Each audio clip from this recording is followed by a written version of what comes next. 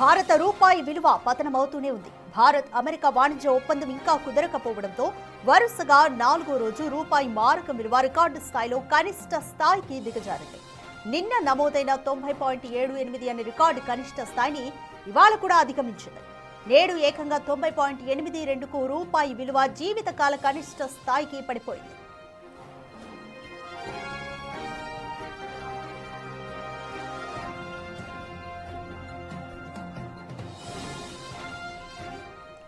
అయితే రూపాయి పతనానికి ముఖ్యమైన కారణాలేంటి? యుఎస్ భారత్ వాణిజ్య ఒప్పందమే కారణమా? దిగుమతులు రూపాయి విలువ మీద ప్రభావం చూపిస్తున్నాయా? స్టాక్ మార్కెట్ పైన కూడా రూపాయి పతనం ఎఫెక్ట్ ఎలా ఉండబోతోంది? ఏ రంగాలకు నష్టం వాటిల్లే అవకాశం ఉంది? ఇంకా రూపాయి పుంజుకోవాలంటే ఎలాంటి చర్యలు చేపట్టాలి?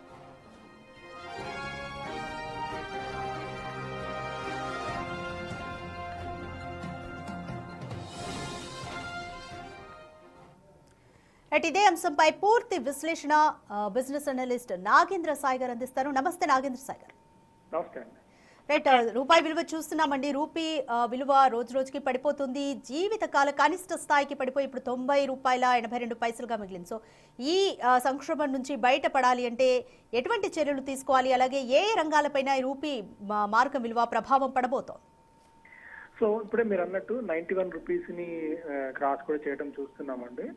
ఇయర్ టు డేట్ అంటే జనవరి నుంచి మనం చూస్తే జనవరి ఈ ఇయర్ లో మనకి 84 రూపీస్ 50 పైసా ఉంటుంది. అది ఇప్పుడు 91 రూపీస్కి వెళ్ళడం. అదే లాస్ట్ 5 ఇయర్స్ డేటా చూస్తున్నా కూడా మనకి 73 రూపీస్ నుంచి చాలా స్ట్రాంగ్ గా రూపీ మనకి వీక్ అయిపోవడం చూస్తున్నాము. మేజర్ ఒక 5 రీజన్స్ ఉన్నాయండి దీనికి. రీజన్స్ చెప్పుకోవాలంటే, ఒకటి ఫారిన్ క్యాపిటల్ అవుట్ఫ్లోస్. ఒకటి మన మార్కెట్ బాగా పర్ఫామ్ చేసిన తరుణంలో గత కొద్ది కాలం నుంచి ఫారిన్ పోర్ట్ఫోలియో ఇన్వెస్టర్స్ మన మార్కెట్ నుంచి లాభాలు స్వీకరించుకోవడానికి ఎక్కువగా మొగ్గు చూపిస్తున్నారు. అందువల్ల ఫారిన్ క్యాపిటల్ అవుట్ఫ్లో ఒకటి one of the main reason గా చెప్పుకోవచ్చు అండి. అంటే ఫారిన్ మనీ బయటికి వెళ్ళిపోతుండడం. నెక్స్ట్ ఇంకొకటి ట్రేడ్ డెఫిసిట్ అంటాం. అంటే మనం ఇతర దేశాలతో ట్రేడ్ చేసుకున్నప్పుడు వాళ్ళకంటే ఎగుమతుల కంటే దిగుమతులు ఎక్కువగా ఉన్నప్పుడు దాన్ని ట్రేడ్ డెఫిసిట్ అంటాం. అట్లాంటి ట్రేడ్ డెఫిసిట్ కూడా ఇంపాక్ట్ చూపిస్తుంది. ఇంకోటి యుఎస్ మన మీద టారిఫ్స్ ఏదైతే విధించిందో 50% టారిఫ్స్, దాని ఇంపాక్ట్ కూడా మనకు ట్రేడ్ డెఫిసిట్ మీద ఉంది. ఇంకోటి రూపీ ఒకటి డాలర్ బాగా స్ట్రెంథన్ అవుతుంది. ప్రపంచంలో ఏ కరెన్సీ చూసుకున్నా, ఏ దేశ ఎకానమీ చూసుకున్నా కూడా అంత గొప్పగా లేవు. అటు యుఎస్ చూసుకున్నా, మనకి యూరోప్ చూసుకున్నా, ఆర్ఎల్స్ చైనా చూసుకున్నా, రష్యా చూసుకున్నా ఏవి కూడా అంత గొప్పగా లేవు. ఈ పాయింట్ ఆఫ్ టైంలో ఏ చెట్టు లేని చోట ఆముదం చెట్టు మహావృక్షం అన్నట్టు ఇప్పుడు యుఎస్ ఒకటే కాస్త కళ్ళ ముందు అందరికీ కనిపిస్తుంది. అందువల్ల చాలా దేశాలు, చాలా ప్రధాన రిజర్వ్ బ్యాంకులు అన్ని కూడా వివిధ దేశాల వాళ్ళు యుఎస్ డాలర్స్ ని ఎక్కువగా కొనుగోలు చేస్తున్నారు. నాగేంద్ర సాయి గారు, ఎందుకని అన్ని దేశాలకి కూడా ఈ పరిస్థితి ఉండడానికి కారణం ఏంటి? యుఎస్ రూలింగ్ అనుకోవచ్చా, లేకపోతే అంటే అన్ని దేశాల మీద కూడా టారిఫ్స్ పెంచుతుంది, ఇది ఎక్కువగా మేజర్ గా ఎఫెక్ట్ చేస్తుందా? సో ఇదేంటంటే దీనికి డిఫరెంట్ రీజన్స్ ఉన్నాయండి. ఒకటి, ఏ దేశం చూసుకున్నా ఇప్పుడు యూరోప్ లో పరిస్థితులు కోవిడ్ తర్వాత అంత గొప్పగా ఏం కోలుకోలేదు. రష్యా కూడా ఇప్పుడు యుక్రెయిన్ యుద్ధం నేపథ్యంలో వాళ్ళ మీద ఇంపాక్ట్స్ ఉన్నాయి, ఆంక్షలు ఉన్నాయి. చైనా కూడా కోవిడ్ నుంచి కోలుకోవడానికి ఇంకా చాలా కాలం పట్టే అవకాశం కనిపిస్తుంది. వాళ్ళు ఇచ్చిన నంబర్స్ కూడా అంత నమ్మశక్యంగా లేదు. ఈ టైంలో ఈ ప్రధాన ఎకానమీస్ లో కేవలం ఒక యుఎస్ మాత్రమే కొద్ది గొప్ప స్ట్రాంగ్ గా ఉంది కాబట్టి జనాలు యుఎస్ డాలర్స్ ఎక్కువ కొనుగోలు చేయడానికి చూస్తున్నారండి. అది కూడా వన్ ఆఫ్ ది రీజన్ గా చెప్పుకోవచ్చు. మేజర్ గా మీరు అన్నట్టు ఏ సెక్టార్స్ మీద ఎక్కువగా ఇంపాక్ట్ చూపిస్తుంది అంటే, ఈ రూపీ పడిపోవడం వల్ల ఒక పాజిటివ్ ఉంది, నెగిటివ్ ఉంది అండి. పాజిటివ్ ఏంటి అంటే, ఏ రంగాలకు పాజిటివ్ అవుతుంది అంటే, ఎవరైతే ఎగుమతులు చేస్తారు అంటే ఐటీ కంపెనీస్ ఉంటాయి, ఫార్మా కంపెనీస్ ఉంటాయి, టెక్స్టైల్ కంపెనీస్ ఉంటాయి, వీళ్ళందరూ మన నుంచి ఎగుమతి చేస్తారు అంటే ఇండియా నుంచి వాళ్ళకి. సో అలాంటి వాళ్ళకి ఇది పాజిటివ్ అంశం అవుతుంది. అండ్ ఈవెన్ ఎన్ఆర్ఐస్ ఉంటారు, వాళ్ళు విదేశాల నుంచి మనం డబ్బులు ఇండియాకి పంపిస్తారు కదా, వాళ్ళకు కూడా ఇది చాలా పాజిటివ్ అంశం అవుతుంది. అంటే అలాగే ఎవరికి నెగిటివ్ ఇంపాక్ట్ అవుతుందంటే, ప్రతి ఒక్కరికి, కామన్ మ్యాన్ ప్రతి ఒక్కరికి దీని మీద ఇంపాక్ట్ ఉంటుంది. ఎందుకంటే ఫస్ట్ ఇంపాక్ట్ క్రూడ్ ఆయిల్ మీద ఉంటుంది. ఆ క్రూడ్ ఆయిల్ ధరలు పెరుగుతాయి, అండ్ గోల్డ్ ధరలు బాగా పెరుగుతాయి. అంటే గోల్డ్ ఇంటర్నేషనల్ మార్కెట్ లో $4,300 ఉంది. అక్కడ రేట్ ఒకటి ఎక్కువ ఉంది, ప్లస్ ఇక్కడ రూపీ వీక్ అవుతుంది. దీనివల్ల గోల్డ్ ధరలు కూడా బాగా ఇంకా పెరిగే అవకాశం ఉంది. ఇన్ఫ్లేషన్ బాగా పెరిగే ఛాన్సెస్ ఉన్నాయి. ఫారిన్ ఎడ్యుకేషన్ అంటే మన విదేశాలకు వెళ్ళి చదువుకునే పిల్లల తల్లిదండ్రులకి చాలా ఇంపాక్ట్ ఉంటుంది foreign education.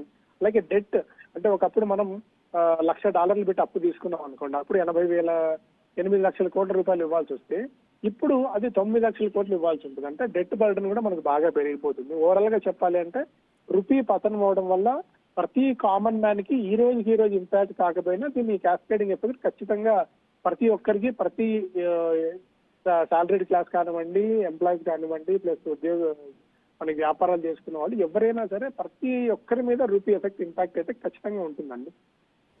Right Nagendra Roy గారు, స్టాక్ మార్కెట్ కూడా డౌన్ ఫాల్ చూస్తూనే ఉన్నాము. రూపాయి విలువ చాలా ఎఫెక్ట్ చేస్తుంది స్టాక్ మార్కెట్ని కూడా. సో పుంజుకోవాలంటే సో ఇంకా ఎటువంటి చర్యలు తీసుకోవాలి సర్కార్ అయినా?